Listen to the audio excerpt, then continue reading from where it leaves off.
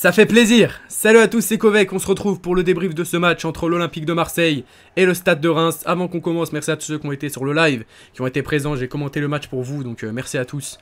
Et je commenterai les autres matchs de l'OM. Bref, l'OM s'est imposé 2-1 face au Stade de Reims. On va parler des différents thèmes que j'ai abordés pour ce débrief. Enfin, le but de Vitinha. Enfin, un but pour Vitinha qui va le remettre en confiance. Il lance sa saison, enfin. Et voilà, avec un superbe centre de Ismaïla Assar. Et on va parler tout d'abord, chaque chose en son temps, des buts. Tout d'abord dans l'ordre avec un but de Ito à la 10e minute, un centre avec un ballon qui traîne et une reprise de Ito du plat du pied tout simplement. Et reprise de volée qui passe et qui surprend tout le monde. Contré dans un premier temps par Gigot et contré dans un deuxième temps par je sais plus qui, bref, allez contrer. Ensuite il y a but. Ensuite égalisation de Unai, contrôle et frappe. Superbe frappe qui finit en lucarne. Et ensuite, voilà, égalisation et le but de Vitinha.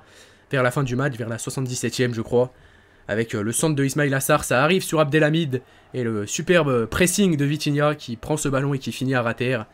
Le défenseur tente de sauver, mais voilà, c'est trop tard, et voilà, quel match de Vitinha, et surtout quel match de Unai, splendide, incroyable, le crack marocain. Il a récupéré des ballons, il a été présent dans le jeu, il a été splendide tout simplement, et il marque en plus de ça pour le but égalisateur, donc franchement... Parfait, quel match pour lui. Ndiaye a été virevoltant, on va faire un petit peu du cas par cas. Iliman Ndiaye a été virevoltant, voilà, il a tenté des choses, mais malheureusement c'est toujours dans le dernier geste qui manque quelque chose, j'ai l'impression, pour Iliman Ndiaye, mais sinon voilà, quel joueur également. Quel joueur splendide. Par contre, au niveau de la défense, sans Balerdi, qu'est-ce que ça fait du bien sans Balerdi, vraiment, je vous dis la vérité.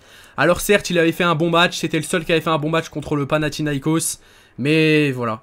Là, aujourd'hui, on voit qu'avec la défense Gigot, Mbemba, on voit que ça a beaucoup mieux défendu et tant mieux pour l'Olympique de Marseille et c'était incroyable, quelle défense. Lodi a fait un bon match dans l'ensemble, Klose pareil, voilà, il a tenté des choses.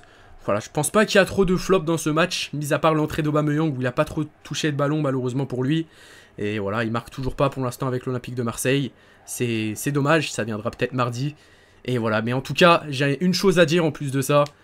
Cette équipe aujourd'hui n'avait rien à voir avec l'équipe face au Panathinaikos. Alors là, rien à voir. Alors certes, on a été mis en difficulté dans les premières minutes de ce match. D'abord, en 10 minutes, déjà, on prend l'ouverture du score.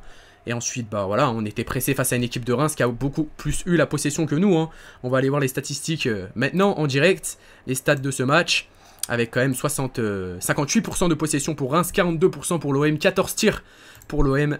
11 tirs pour Reims, 4 tirs cadrés pour l'OM et 4 tirs cadrés pour Reims. Mais voilà, ils ont quand même eu la possession pendant... énormément la possession pendant à peu près 60 minutes du match. Et après, voilà, c'est surtout en seconde période qu'on s'est réveillé. En première période, on était un petit peu plus dominés. Ils avaient un petit peu plus les meilleures occasions. Et en seconde période, on a su se réveiller. Ça fait plaisir. L'entrée d'Ismaïla Assar a fait beaucoup de bien. Il a fait beaucoup de bien sur le côté droit. Par sa vitesse, par ses dribbles, par ses centres. Et voilà, je pense qu'on aurait pu en mettre un ou deux de plus si on aurait été un peu plus cohérent dans le dernier geste. Et surtout si Vitinha n'aurait pas fait toutes ces erreurs. Vous savez, pour ceux qui ont regardé le match, les 2-3 touches de balle en plus de Vitinha, je pense que voilà, c'était à éviter, mais c'est pas grave. Il a fait un bon match, il a marqué. Et pour moi, l'homme du match reste Unai. L'homme du match reste Unai. Malgré le but de Vitinha, c'est le but qui donne la victoire. L'homme du match reste Unai, il a fait un match exceptionnel. Et il mérite d'être titulaire. Tudor l'a mis de côté un petit peu souvent la saison dernière. Mais voilà, maintenant il mérite d'être titulaire cette saison avec l'Olympique de Marseille. Quel joueur, quel crack. Et j'espère qu'il sera appelé avec le Maroc pour la prochaine Coupe d'Afrique. En tout cas, il n'y a pas de raison. Amin Harit a fait une bonne entrée dans l'ensemble. On l'a pas trop vu non plus, mais voilà, il a tenté quelque chose sur le côté. Et puis voilà. J'ai pas trop d'autres choses à dire, merci à tous ceux qui m'ont suivi dans ce débrief, c'est un court débrief et c'était Kovek. On se retrouve au prochain live, je sais pas c'est quand, je vous dirai ça dès que je peux. Et voilà, n'hésitez pas à vous abonner, à liker et allez l'OM. Ciao ciao.